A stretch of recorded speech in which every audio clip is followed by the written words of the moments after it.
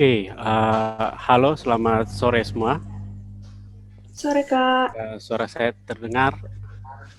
terdengar. Siap-siap. Pertama-tama, selamat hari Minggu, salam sejahtera untuk kita semua. Saya berterima kasih untuk undangan ini dari Kak Adi Lado ya, Kak Adi. Terima kasih mantan. Dulu kami sama-sama di Penabur juga. Saya tapi cuma 2 tahun. Pak berhenti tahun lalu.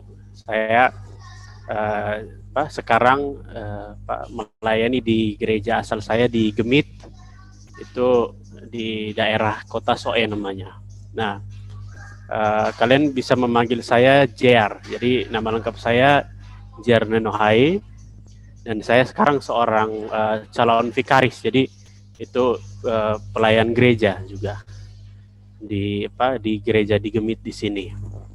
Nah, seperti yang namun saya mau menyapa dulu satu-satu ya. Di sini ada halo Theophilus, selamat sore. Halo Ibu Kartika ya. Ibu Kartika, selamat sore ya. Lalu ada juga Misya, selamat sore. Tea, selamat sore. Salam kenal untuk kita semua. Lalu ada Claudio. Nah, panggilannya betul ya, Claudio. Panggilannya Dio itu, Pak. Oh, Dio. Selamat sore Dio. Lalu selamat sore Nicholas. Betul ya, Nicholas. Kemudian Vigo, selamat sore. Lalu selamat sore juga kepada Ivana, Laura dan Laura, selamat sore. Caroline, Christopher, Alexa, Aya dan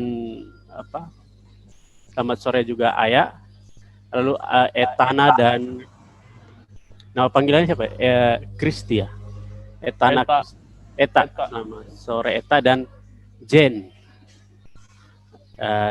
Jen, halo, selamat sore semua.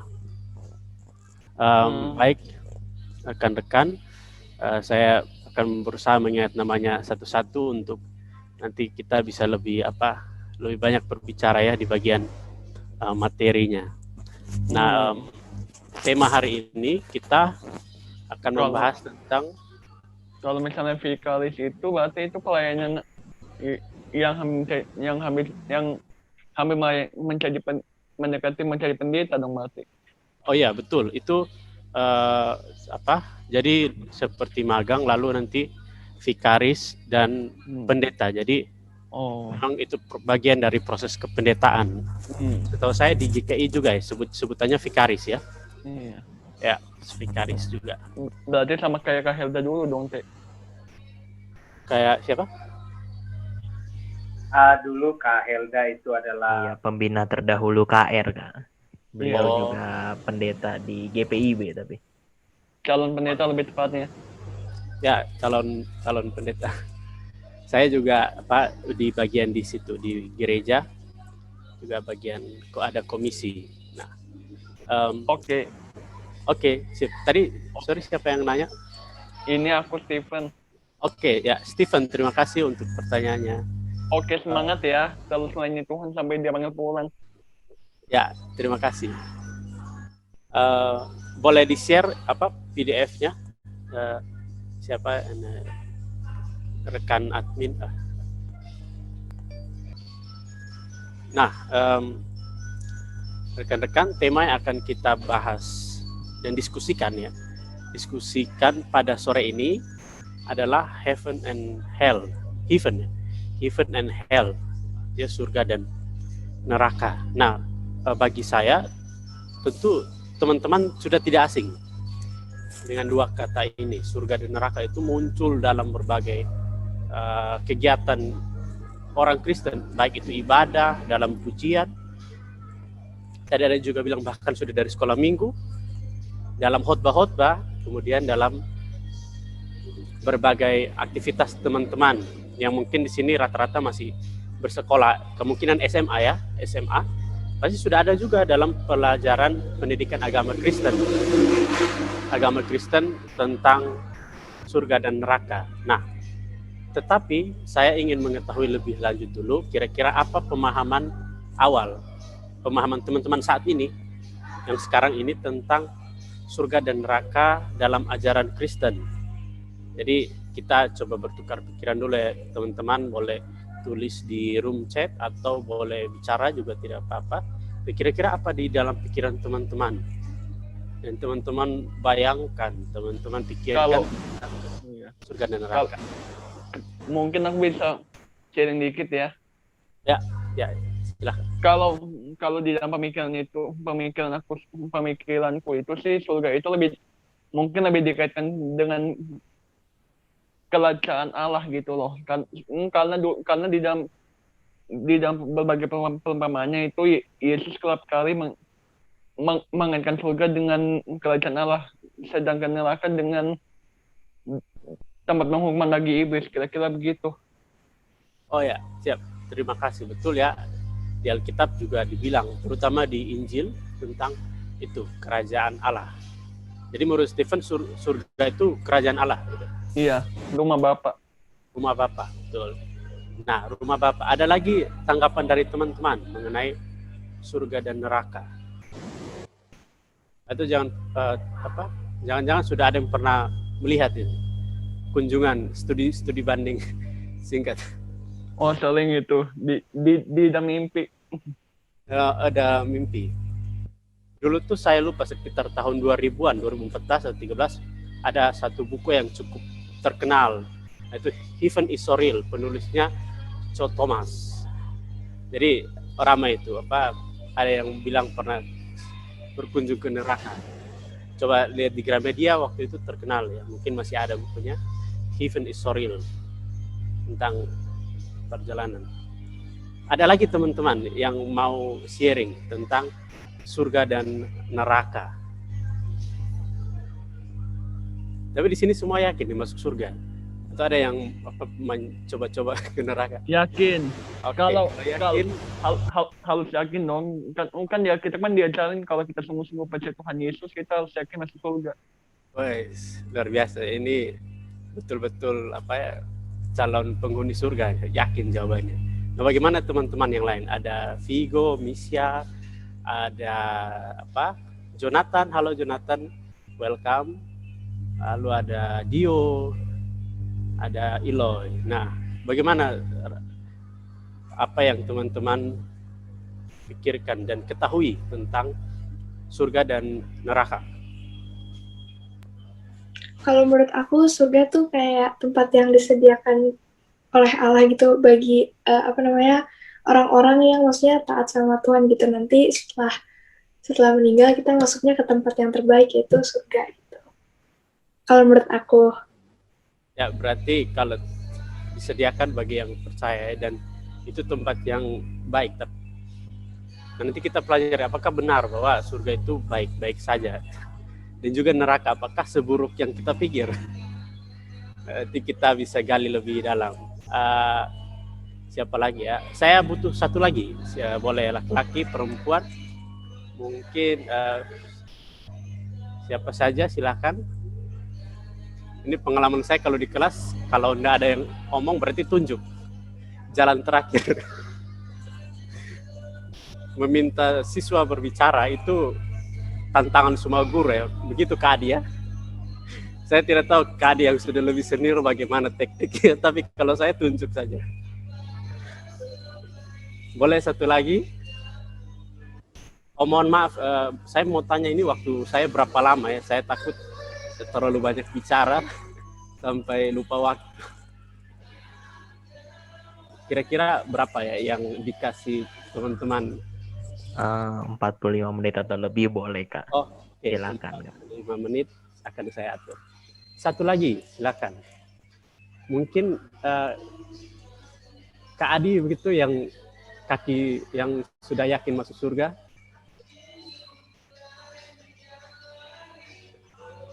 Jadi guys, mamaku yang dari tadi langsung berteriak yakin masuk surga. Ya. No, terpangkatnya.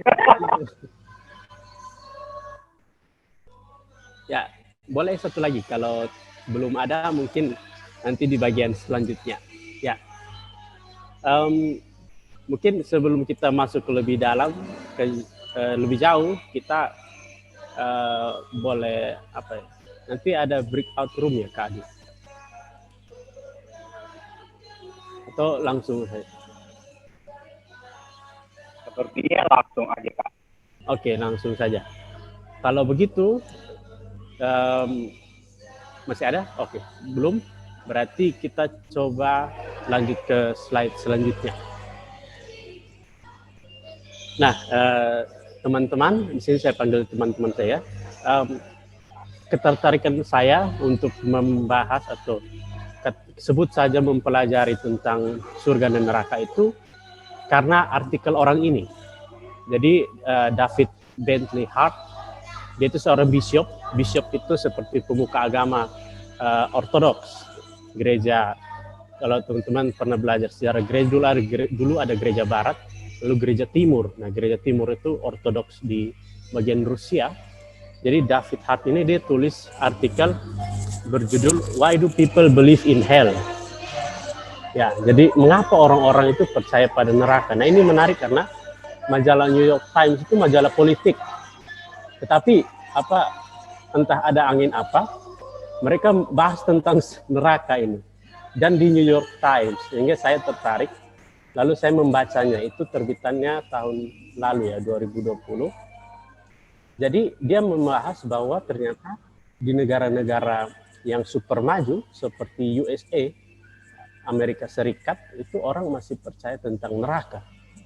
Nah, ini menarik karena kalau kita tahu Barat itu kan sekuler ya, mereka jauh dari kata religius, mereka orang-orang yang berpikir maju, yang katanya modern, tetapi masih saja percaya tentang believe in hell.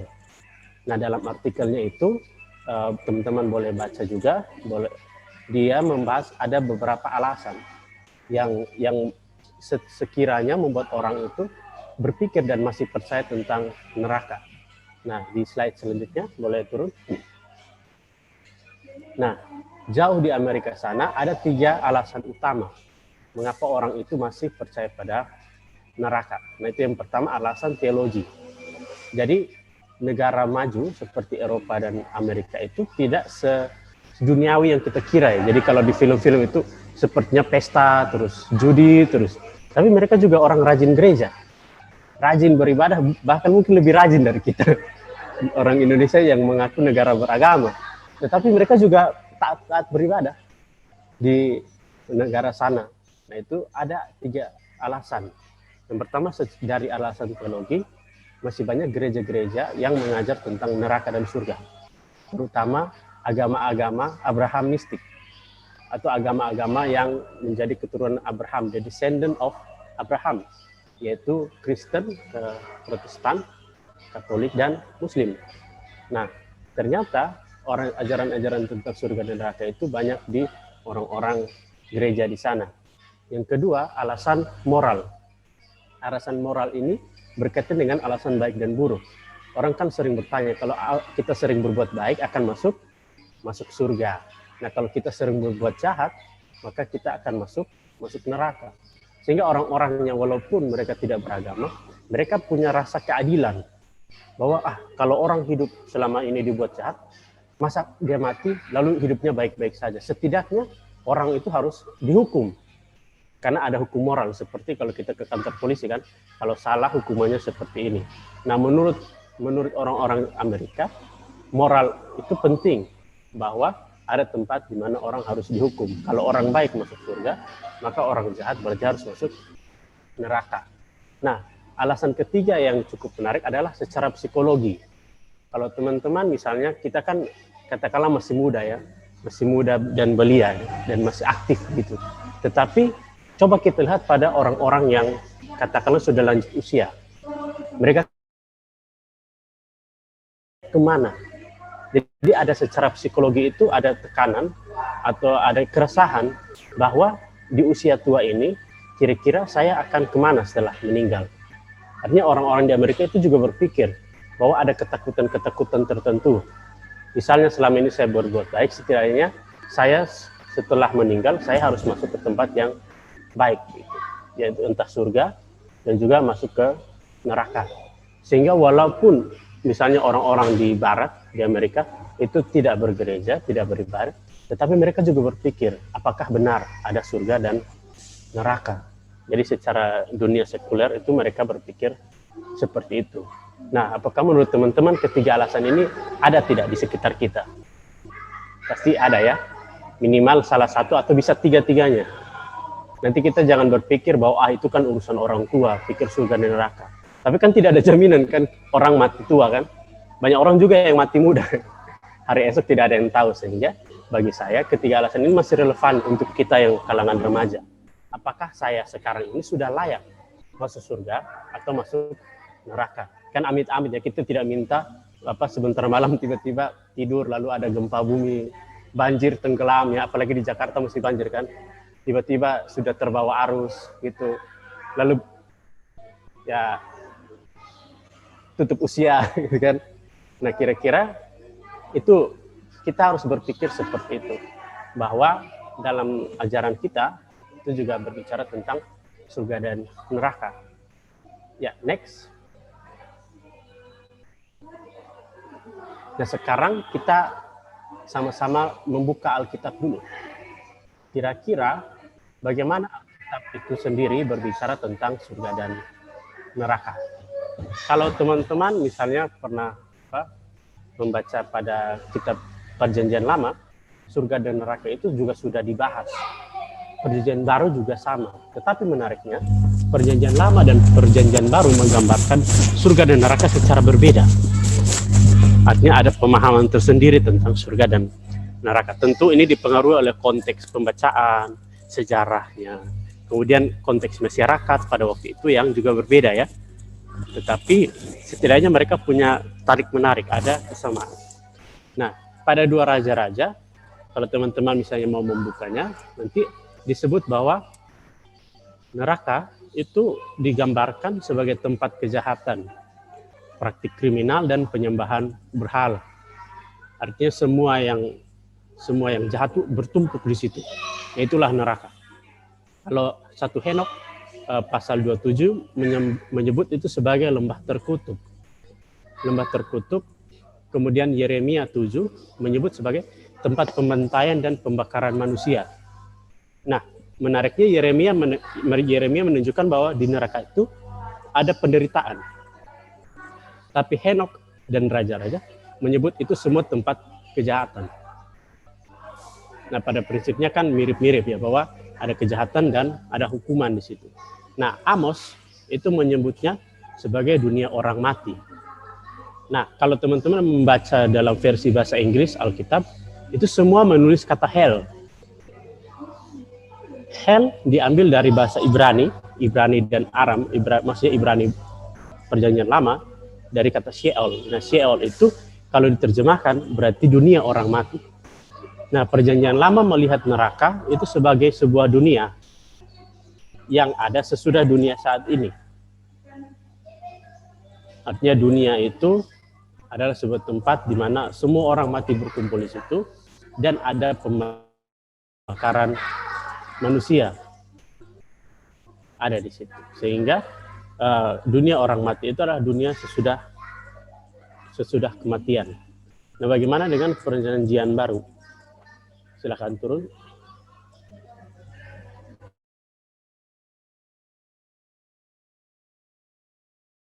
Kitab Injil bahwa neraka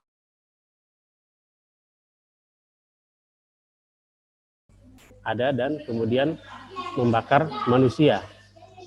Nah, selain menyebut sebagai api kekal, Matius juga menyebut dengan beberapa metafora, misalnya pintu yang lebar dan sempit. Artinya neraka itu tempat di mana sepertinya banyak orang yang ingin ke sana secara tidak sadar. Nah, dalam penerjemahan Yunani, bahasa asli Perjanjian Baru, neraka itu diambil dari kata Gehenna, yang sebenarnya merujuk pada sebuah lokasi di zaman Perjanjian Baru. Nah, berbeda dengan Perjanjian Lama yang menyebut dunia orang mati, artinya sebuah dunia yang tidak ada di sini. Perjanjian Baru bahkan menyebut bahwa neraka itu ada di dunia. Artinya bahwa neraka dunia ini. Nah, kira-kira di mana Nah, menariknya kalau teman-teman misalnya pernah melihat kenapa orang menggambarkan neraka itu sebagai tempat di mana ada api di situ, dan kita tidak pernah takut, tetapi kata api, neraka sebagai tempat api yang menyala-nyala baru dijelaskan oleh orang-orang di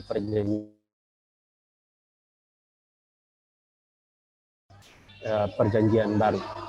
Dan tempat itu disebut sebagai Gehenna. Ya, silakan turun. Jadi Gehenna itu teman-teman adalah sebuah tempat yang ada pada zaman Yesus hidup.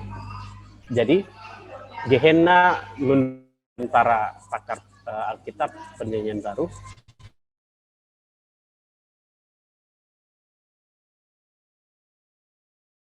kota Yerusalem. Jadi neraka yang dijelaskan dalam Matius itu adalah Gehenna. Jadi ketika Yesus mengatakan bahwa kalian akan dicampakkan ke dalam api, maka sebetulnya menunjukkan bahwa Gehenna, bahwa mereka yang dicampakkan itu akan dibuang ke belakang kota Yerusalem. Jadi kalau Yerusalem itu di belakang kota ada sebuah valley, Hinnom Valley atau lembah, di mana lembah tersebut digunakan sebagai tempat pembuangan akhir. Jadi kalau dulu orang misalnya punya sampah-sampah atau unta yang meninggal, maka mereka akan membuang di Gehenna, kemudian dibakar. Dan itulah yang disebut sebagai api kekal atau neraka itu sendiri.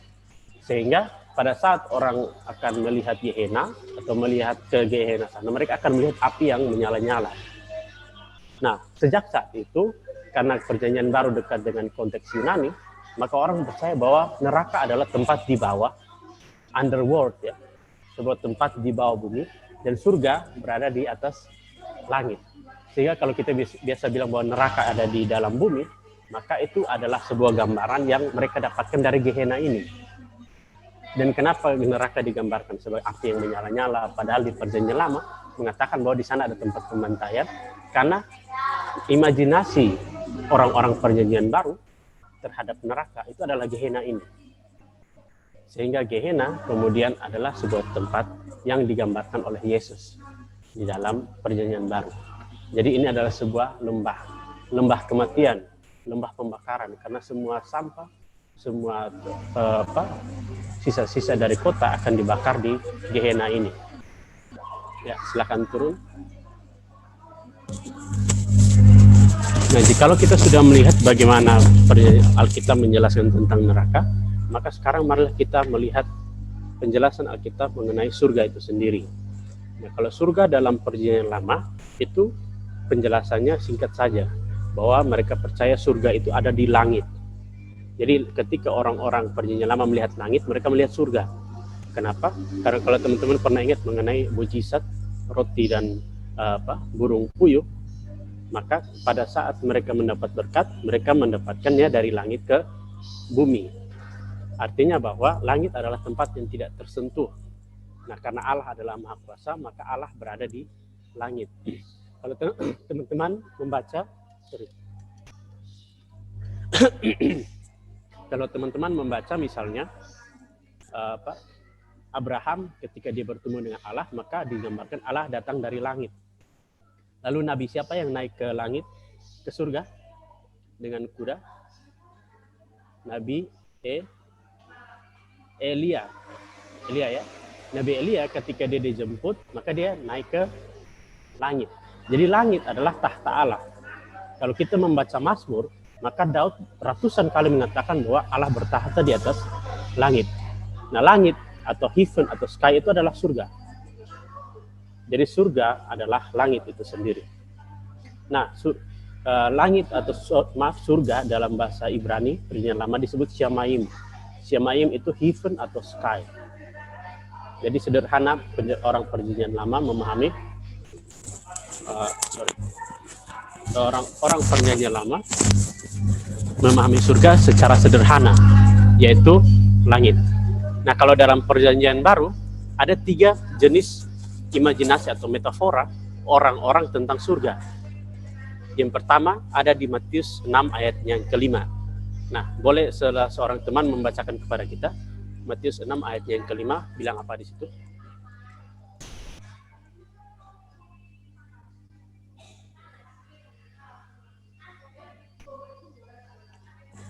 Silakan, mungkin Matius 6 ayatnya yang kelima.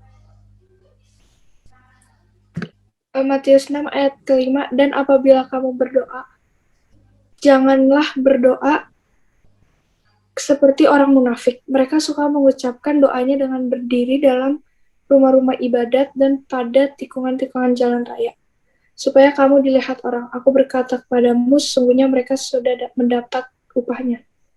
Oh, ayatnya yang ke-6 berarti. Sorry. Oh, ayat ke-6. Oke. Tetapi jika engkau berdoa, masuklah ke dalam kamarmu, tutuplah pintu, dan berdoalah kepada Bapamu yang ada di tempat tersembunyi. Maka Bapamu yang melihat yang tersembunyi akan membalasnya kepadamu. Sorry, berarti salah tulis ayat di doa Bapa kami ayat yang keberapa? 13 kan? Ayat ke-9 sampai ke-13, Kak. Ayat yang ke-9 ya, tentang Bapa kami. Karena itu berdoalah demikian, Bapa kami yang di surga, dikuduskanlah namamu.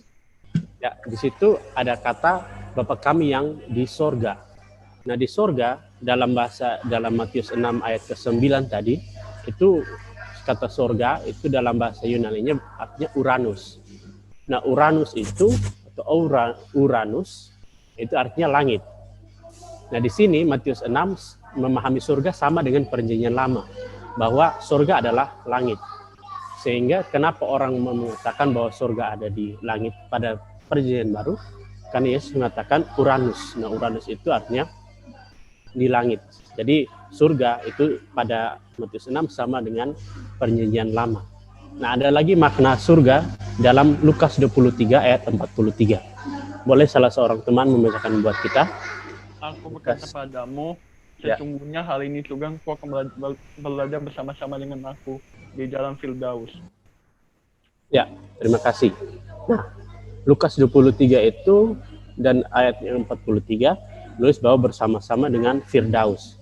Nah, Yesus mengatakan itu kepada siapa? Kalau teman-teman ingat.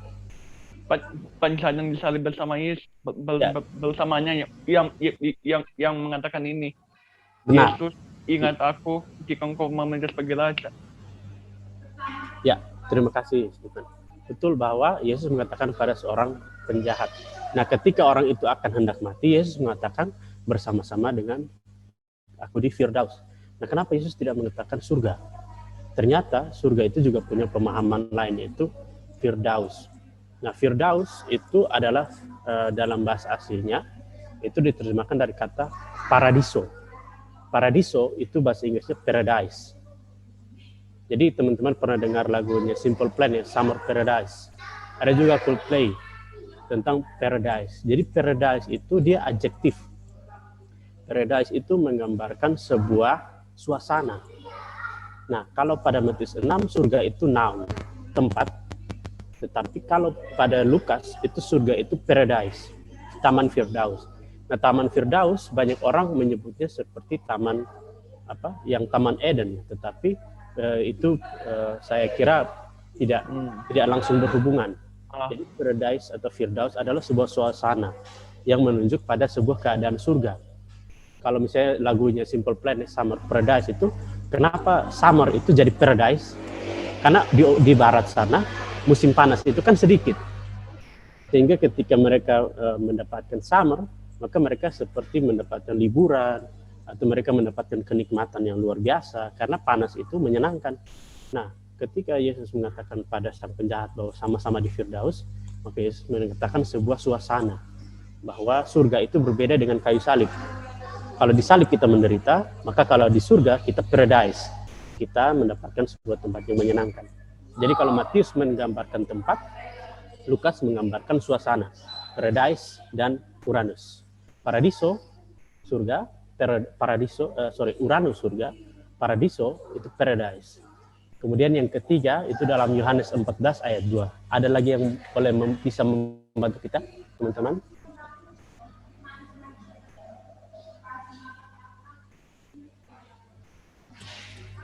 Ya, Yohanes 14 ayatnya yang kedua bilang apa? Yohanes 14 ayat yang kedua, di rumah Bapakku banyak tempat tinggal, jika tidak demikian tentu aku mengatakannya kepadamu, sebab aku pergi ke situ untuk menyediakan tempat bagimu. Oke, terima kasih. Nah, pada Yohanes 14 tempat surga itu mendapatkan gambaran baru lagi, yaitu rumah. Nah, jadi rumah itu dikatakan bahwa rumah Bapakku. Nah, menarik bahwa kata rumah itu sama dengan kata oikos. Oikos itu berarti rumah. Nah, oikos itu adalah jenis-jenis rumah yang sama seperti Timur Tengah gitu ya. Kalau teman-teman pernah lihat rumah-rumah di Timur Tengah kan atapnya datar ya. Nah, datar itu berarti itu adalah sebuah bentuk lokasi tempat tinggal. Ketika Yesus mengatakan kepada murid-muridnya bahwa engkau akan bersama-sama, bahwa di rumah Bapakku banyak tempat, itu menunjukkan bahwa sorga adalah sebuah tempat tinggal yang nyaman bagi murid-murid. Sehingga ketika Yesus mengatakan seperti itu, gambaran sorga mendapat pemahaman yang baru lagi ya. Jadi kalau misalnya tadi di Matius 6 itu bilang langit, maka Lukas mengatakan itu paradise, tempat yang menyenangkan, maka Yohanes 14 mengatakan sebagai sebuah rumah. Tetapi tentu dalam pemahaman rumah seperti apa dan bentuknya seperti apa, kita sama-sama tidak mengetahui itu ya. Tetapi di sini Yesus menjanjikan. Maka Yesus mengatakan, aku akan dahulu menyiapkan tempat bagi semua murid, tentu saja kita semua. Jadi surga dalam pemahaman perjanjian baru memiliki keragaman dalam beberapa pemahaman tertentu, sedangkan pada perjanjian lama itu pemahaman surga itu adalah langit itu sendiri. Nah, menarik ya, kalau perjanjian baru sepertinya surga itu sesuatu yang lebih dekat. Surga itu adalah sesuatu yang familiar, oikos, familiar dengan murid-murid.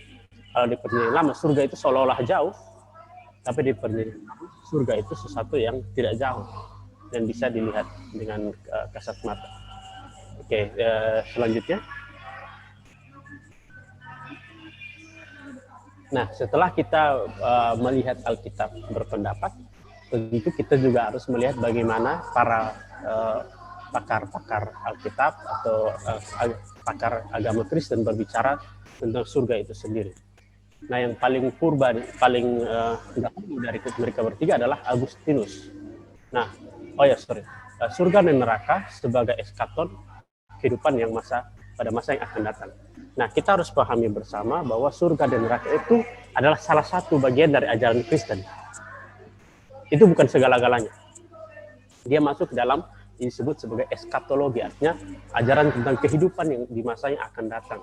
Nah, sebetulnya eskatologi atau kehidupan di masa akan datang, kehidupan di masa yang akan datang itu tidak selalu berbicara soal surga dan neraka. Jadi eskatologi Kristen itu berbicara tentang penghakiman, berbicara tentang seperti yang dikatakan Stephen, purgatoren, ya api penyucian ya. Tetapi eskatologi itu luas sekali. Sehingga kalau kita berbicara tentang surga dan neraka, kita berbicara kehidupan di masa depan. Sedangkan ajaran Kristen itu banyak sekali, ada kasih, ada anugerah, dan seterusnya. Nah, beberapa teolog, tentu saya tidak bisa bawa semua di sini ya. Saya hanya pilih beberapa yang menurut saya menarik. Itu ada 3 orang. Yang pertama Agustinus. Agustinus mengatakan bahwa surga dan neraka itu adalah sebuah konsep metafisik. Artinya dia tidak tersentuh, dia bukan urusan kita. Nah, dia menulis buku yang menarik namanya City of God dan City of Terrena. Artinya kota Allah dan kota dunia. Nah, Agustinus adalah salah satu pemikir Kristen pertama yang mengatakan bahwa hanya orang yang tidak berdosa yang masuk ke surga. Jadi kenapa kita sekarang semuanya takut surga dan neraka? Nah, salah satu orang yang menyebabkannya adalah ini, Agustinus. Dia mengatakan bahwa orang yang baik itu masuk ke City of God, orang yang jahat masuk ke Civitas of Terrena, artinya kota duniawi. Sehingga orang Kristen itu harus hidup kudus supaya dia bisa masuk ke City of God. Tetapi surga dan neraka itu sesuatu yang di luar bayangan kita. Kita hanya bisa membayangkan, tapi tidak bisa menentukan kebenarannya yang mana. Nah, orang kedua yang berbicara tentang surga dan neraka itu adalah N.T. Wright. Jadi N.T. Wright ini dia seorang ahli perjanjian baru. Nah, N.T. Wright mengatakan bahwa surga itu adalah paradise. Nah, ketika misalnya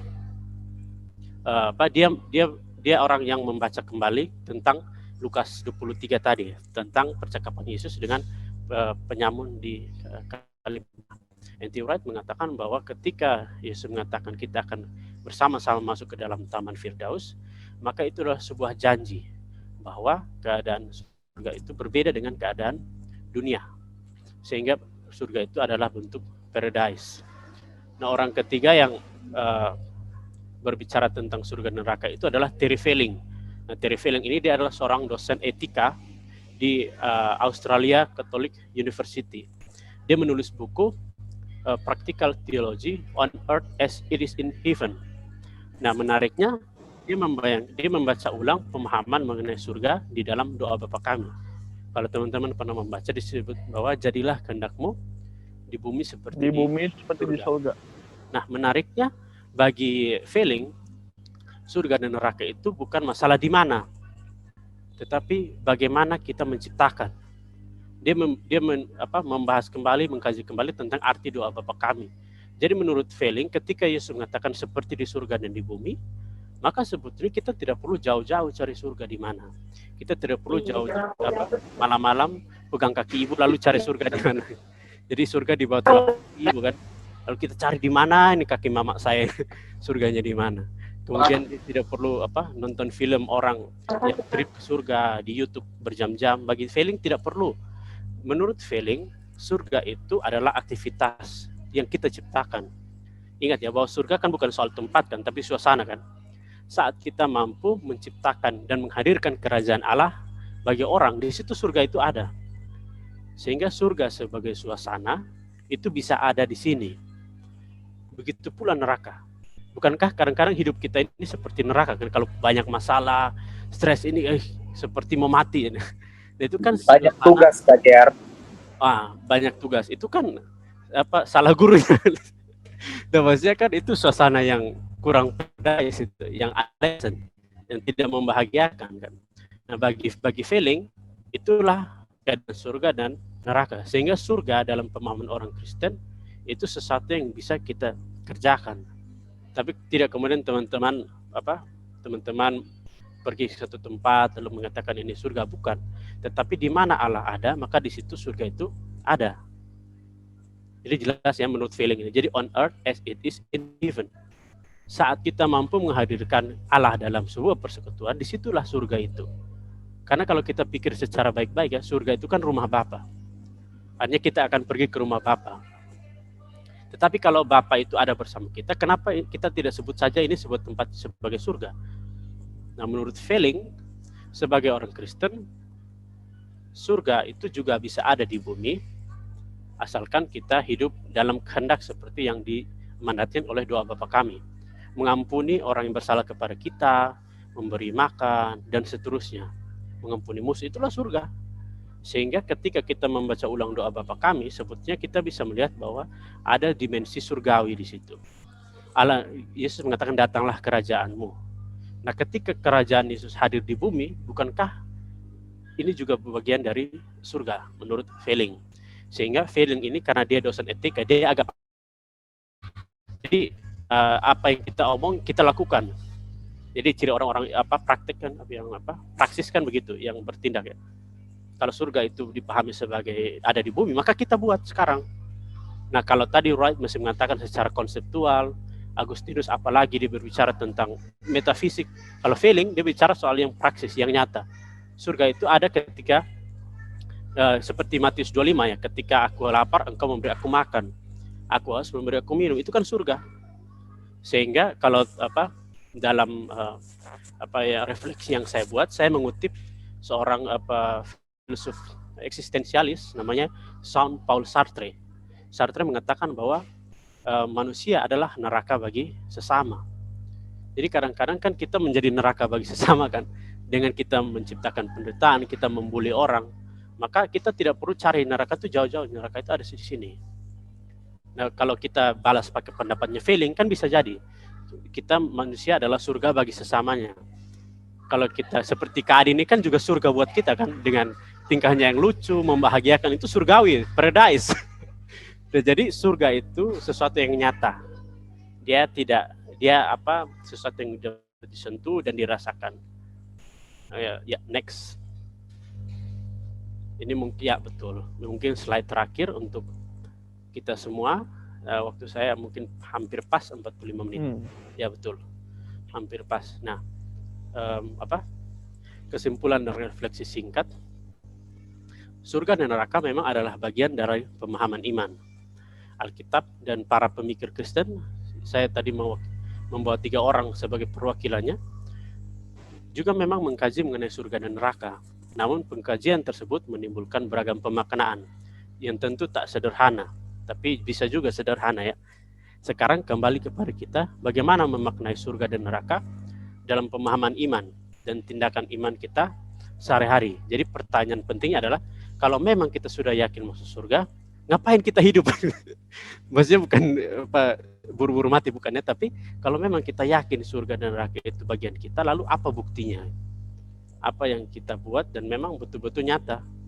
Kalau kita sudah yakin, bukankah Yohanes 3 ayat 16 ya mengatakan supaya apa? Karena begitu besar kasih Allah akan dunia ini, bla bla bla bla, supaya setiap orang yang percayanya kepadanya tidak binasa, melainkan beroleh hidup yang kekal. Artinya surga itu kan asal yang penting kita percayakan, tapi bagaimana surga itu nyata dalam tindakan kehidupan kita sehari-hari, bagaimana surga itu nyata dalam iman dan kehidupan kita saat ini ya, as it is in heaven, bagaimana surga itu bisa membumi dan nyata bagi kehidupan kita.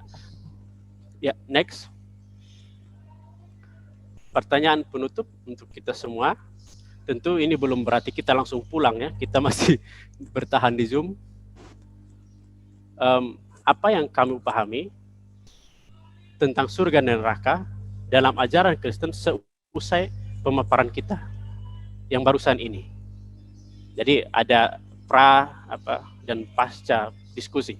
Sebelum diskusi, apa yang kamu pahami? Kemudian sesudah diskusi, apa lagi yang kamu pahami? Nah, kira-kira seperti itu. Dan Pak, saya akan berbicara bagian. Saya mau tanya dikit dong sebelum penutup. Oke, ya. Silakan.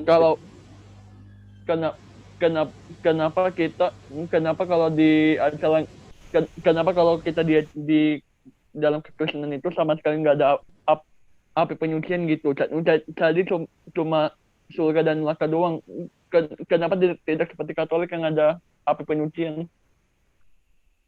Ya. Oke, ya. Terima kasih pertanyaannya. Langsung saya jawab ya. Tadi misalnya saya Nah, jadi kalau itu purgatori itu pemahaman yang dibangun terutama pada abad pertengahan ya, itu antara tahun 600 sampai 1500, zamannya bapak-bapak gereja itu, founding fathers. Jadi bapak-bapak gereja itu membangun pemahaman tentang purgatory. Nah, purgatory atau api penyucian. Nah, api penyucian itu sebelum ada Protestan, kita harus tahu bahwa sebelum tahun 1500 itu kita semua Katolik. Ya, jadi zaman dulu itu tidak ada istilah GWI, GKI, Gemit apalagi GPIB, tidak ada. Semuanya Katolik. Nanti setelah Luther marah-marah di katedral, barulah lahirlah kita ini, generasi Kristen zaman now. Tapi sebelum 1500 itu semua Kristen toh. Jadi sebetulnya purgatory itu tidak murni pemahaman Katolik. Kita juga pernah dulu. Orang yang membangun itu adalah kalau tidak salah itu Origenes.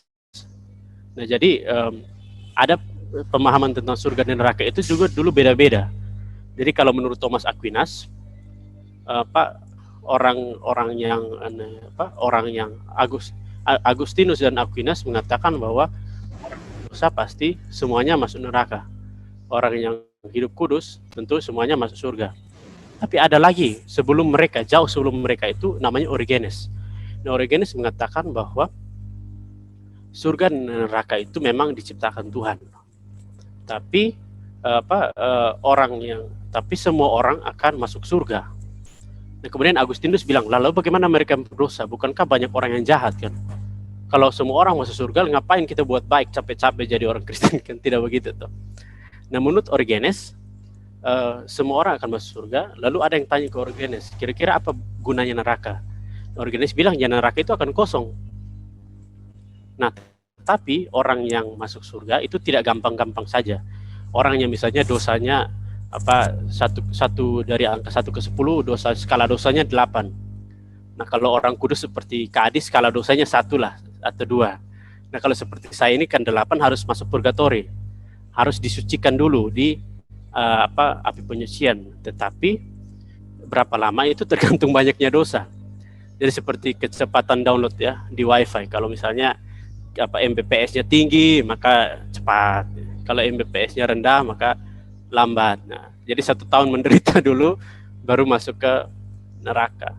Nah, tetapi itu kalau kita percaya bahwa semua orang masuk surga.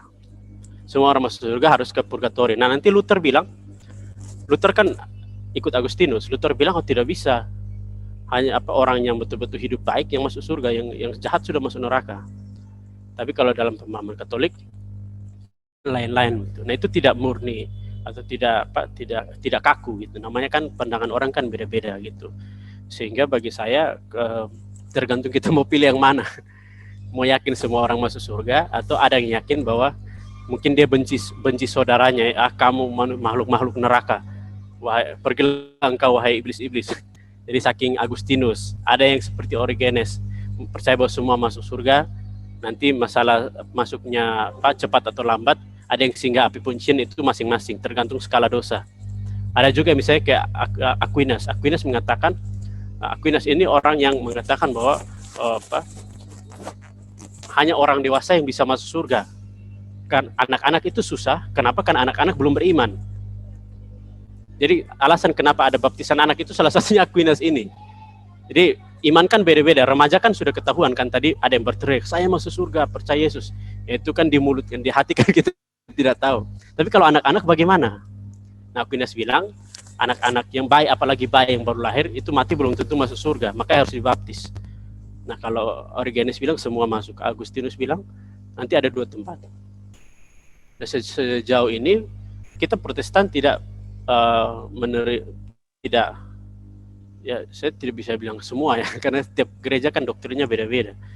GKI lain, GPIB lain. Nah, kalau itu tergantung kita mau pilih yang mana sih. Kalau Stephen percaya ada purgatorium ya bisa-bisa saja, cuma ya tergantung, ya itu nanti kembali lagi ke pribadi. Atau Kak Adi bagaimana tentang api penyucian?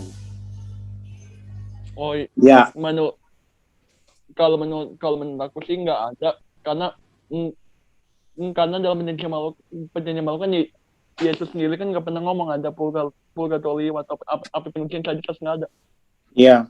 Kata api penyucian sendiri itu munculnya di Deuterokanonika ya, Kak JR ya. Oh iya. Tidak ada dalam kitab-kitab kanon yang ada dalam Alkitab. Makanya memang gereja Protestan tidak mempercayai itu, Stephen.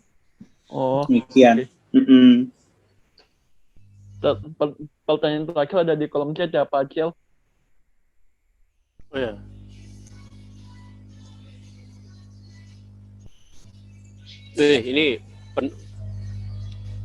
Ini pertanyaan Stephen ini saking susahnya harus Tuhan yang jawab langsung. Ya, maka menentukan doa itu bukan saya. Saya di luar kemampuan saya aja. Saya semua yakin. Kita pasti yakin masuk surga, cuma yang menentukan kan bukan kita. Sama seperti para pendeta-pendeta sering bilang kan, kita kan hanya memberitakan firman Tuhan, tapi yang punya firman Tuhan kan bukan kita. Nah, saya pakai di sini. Saya yang ajak kita belajar soal surga dan neraka. Kemudian yang menentukan masuk atau tidak itu bukan saya. Begitu ya, itu jawaban. Ya, semoga memuaskan. Oke, terima kasih Pak Acil. Sama-sama Stephen. Nah, berarti kita kembali ke pertanyaan terakhir tadi ya. Apa yang teman-teman refleksikan, atau mungkin ada yang tidak setuju, wah ini sesat ini Pak Jer ini neraka dia. Atau ada yang bilang, wah saya ada insight atau pemahaman baru atau ada yang bisa ditambahkan untuk memperkaya diskusi kita bersama ya. Ini bukan khotbah teman-teman, santai. Jadi kita santai tapi serius. Oh ya, silakan. Ada yang mau menanggapi atau bertanya?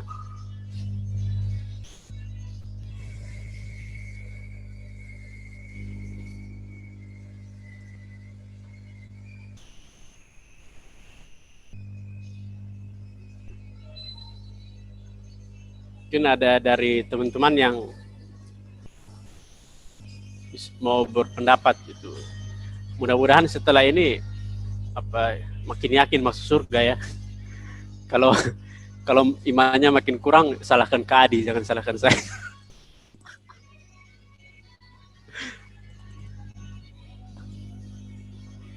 Ini pembahasan yang menarik ya Kak, sepertinya gitu. Dan kalau saya sih melihat dari penjelasan Kakak dan juga diskusi kita yang sangat menarik pada sore hari ini. Sebelumnya terima kasih banyak nih Kak. Kita jadi di sini mungkin teman-teman semua bisa memahami ya Kak, seperti itu. Kita mendapatkan insight baru mengenai bahwa ternyata neraka itu nggak cuman yang mungkin yang diceritakan banyak. Mungkin kalau teman-teman berseliweran di sosial media mungkin banyak seperti itu ya Kak, mengatakan wah neraka itu yang harus yang api segala macam seperti itu. Bahkan kita tadi seperti yang Kakak sudah jelaskan, di dunia ini kita bisa punya neraka, bisa membuat dalam tanda kutip membuat neraka sendiri seperti itu ya Kak gitu. Saya pikir mungkin kalau saya melihat tadi dan melihat refleksi juga, saya pikir benar sih bahwa fokus kita kembali lagi bukan ke surga dan neraka ya, tapi bagaimana kita mencoba untuk terus mengikuti kehendak Tuhan, mungkin seperti itu ya Kak. Karena biasanya kalau kita fokus ke surga dan nerakanya, orang jadi bukan takut sama Tuhan tapi takut sama neraka ya, biasanya seperti itu. Betul itu, betul. Mungkin itu sih Kak dari saya Kak, kalau saya melihatnya. Karena kalau biasanya kalau yang mungkin untuk beberapa denominasi gitu yang masih menggunakan neraka untuk nakut-nakuti gitu istilahnya, wah kalau kamu tidak begini masuk neraka gitu.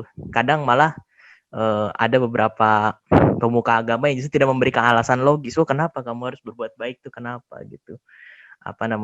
Mulai cuma takut neraka gitu. Saya pikir baik untuk kita mengingat kembali bahwa tadi seperti yang Kakak sudah sampaikan juga seperti itu Kak, bahwa surga dan neraka ini merupakan salah satu bagian lah dalam ajaran kekristenan, dan yang kita lakukan saat ini adalah ya sebisa mungkin untuk melakukan kehendak Tuhan. Seperti itu sih Kak, mungkin pendapat dari saya. Jadi yang aku tangkap dari Theo itu ternyata itu jadi yang di perlindungan Tuhan itu untuk masuk, yang di perlindungan Tuhan itu bukan soal surga dan nerakanya, tapi iman kita mengimani Kristus itu bagaimana sih, itu yang terpenting. Ya, terima kasih Theo, itu pendapat yang bagus sekali ya. Saya juga punya pengalaman itu, pernah dengar ada misalnya satu khotbah, saya tidak sebut nama pendetanya, tapi satu khotbah itu tentunya tidak ada di sini, bukan saya juga yang bilang, bahwa ketika kita berbuat baik itu, kita ibarat mengirim satu batu bata ke surga. Pertanyaan pertama saya, bagaimana cara kirimnya? Mengirim satu batu bata ke surga dan membangun rumah kita.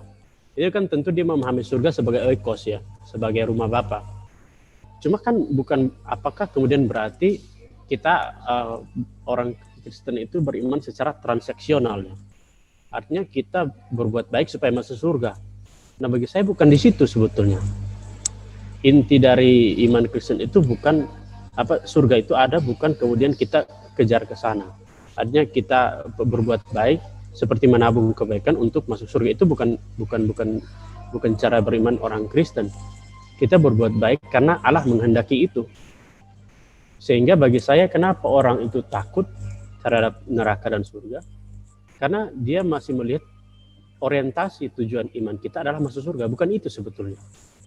Surga itu janji keselamatan. Maka yang penting itu adalah mengupayakan keselamatan. Makanya Paulus bilang, upayakanlah keselamatan itu. Kalau Yakobus lebih keras lagi, dia bilang perbuatan, iman dan perbuatan itu yang menentukan seseorang itu menerima keselamatan atau tidak. Jadi bukan sebuah iman yang transaksional. Jadi kalau kita berbuat baik ya, kita walaupun traktir se-Indonesia makan McD pun belum tentu kita masuk surga. Karena bukan itu tujuan iman kita. Sehingga orang yang takut masuk neraka itu perlu dipertanyakan, dia sudah sejauh mana imannya itu bekerja. Karena jangan sampai dia masih hitung-hitungan ya, bahwa saya kemarin maki 5 kali, tapi saya bantu teman baru 3 kali, kurang 2, harus imbang biar 0, biar seri skornya supaya saya yakin masuk surga. Nah, itu bukan begitu. Makanya Yohanes 3:16 harus jadi pegangan, bahwa supaya asal kita percaya, tapi percaya kita yang dikerjakan. Seperti kata Yakobus ya, iman tanpa perbuatan sama dengan mati. Maka kalau kita memang sudah yakin bahwa kita sudah mempercayai Yesus, maka kita tidak perlu lagi khawatir soal akan masuk mana. Saya lebih suka kata Leving itu, kita berbicara tentang bagaimana sekarang. Bagaimana surga itu ada di bumi. Bagaimana iman itu nyata. Bagaimana kita semua bisa menghadirkan surga bagi teman-teman kita yang besok UAS misalnya, itu kan mereka sedang dalam neraka nih, dalam tanda kutip, takut. Nah, kita kasih semangat, ayo semangat teman-teman, belajar yang baik. Bila perlu bantu, ada yang bisa saya bantu. Nah, itu surga, itulah paradise as it is in heaven. Sehingga iman Kristen kita harus, jadi saya harap dari sini kita bisa melihat surga dan neraka dalam cara pandang yang baru ya, yang bisa ya. Ini salah satu saran konkret, tapi jangan ditiru dari Kak Adi ya. Kalau ada saya juga mau ya kunci jawaban. Nah, sehingga orientasi iman kita itu ada dalam tindakan yang nyata, tapi juga jauh dari rasa takut. Kira-kira begitu. Ya. Wah iya, saya setuju banget sih Kak kalau itu. Karena bahkan orang-orang yang dalam tanda kutip misalnya, kita misalnya merasa baik ini gitu. Kadang kalau ngeliat orang jahat malah bilangnya, oh ya sudahlah, nggak apa-apa deh jahat sama kita, nanti juga dibalas di surga. Pikirannya pikiran jahat juga jatuhnya jadi seperti itu. Iya. Nanti dibalas dia di akhir lah gitu. Padahal kan harusnya memang kembali lagi kalau kita menggunakan konsep di mana kita harus menghadirkan surga dalam dunia ini, kan seharusnya kita bisa lebih mengampuni seperti itu ya Kak. Ya. Aku tambahin sedikit ya, 1 menit. Boleh ya? Ya Kak.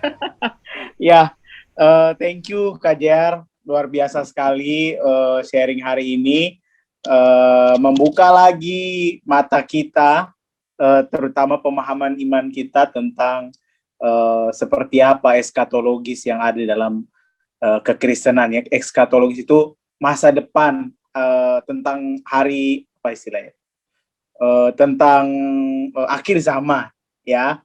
Nah, itu seperti itu. Jadi saya kira memang kita harus sadari bahwa surga dan neraka itu memang bersifat futuristik, jadi yang akan terjadi di masa depan, tetapi juga present, yang terjadi saat ini di sini sekarang gitu. Nah, banyak orang hanya fokus ke yang future-nya itu gitu ya, tapi dia lupa kalau dua hal itu pun adalah hal yang present atau yang sekarang saat ini. Banyak orang mau masuk surga gitu ya, tapi dia mikir yang nanti gitu ya. Tapi sekarang aja dia hidup tidak hidup dalam surga dalam tanda petik. Padahal Tuhan bilang kan, di bumi jadilah kehendakmu di bumi seperti surga.